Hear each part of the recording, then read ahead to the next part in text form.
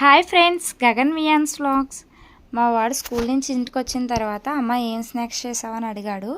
అంటే day by day ఒక్కొక్కసారి చేస్తూ ఉంటాను స్నాక్స్. అందుకని వాడు అడిగితే ఏం చేయాలో అర్థం కాలేదు, ఇంట్లో ఏం లేవు. అప్పుడు మిగిలిపోయిన అన్నంతో ఇలా ట్రై చేస్తే బాగుంటుందని చెప్పి ట్రై చేశాను.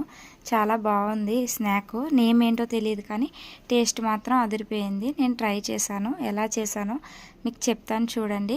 పెద్దవాళ్ళు తిన్న తర్వాత టేస్టీగా ఉందని చెప్పిన తర్వాతే మా వాడు కూడా చాలా బాగున్నాయి అన్నాడు. అందుకని ఈ వీడియో పోస్ట్ చేయడం జరిగింది. ఎలా చేయాలో చెప్తాను చూడండి.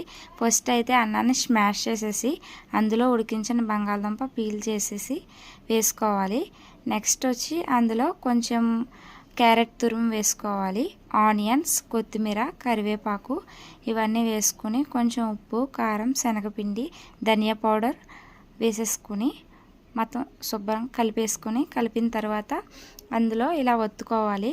ఉండల్లా చేసుకుని రౌండ్గా వడల్లా ఒత్తుకోవాలి. ఒత్తిన దాన్ని మనం ఆయిల్లో వేయకుండా డైరెక్ట్ తక్కువగా ఆయిల్ వేసుకుని పెనం మీద ఇలా వేయించుకుంటే మంచిది. ఎందుకంటే బాగా లో ఫ్లేమ్లో పెట్టకూడదు, మీడియం ఫ్లేమ్లో పెట్టకూడదు. మీడియం అండ్ హై ఫ్లేమ్లో అడ్జస్ట్ చేసుకుంటూ ఇలా అయితే కాల్చుకోండి.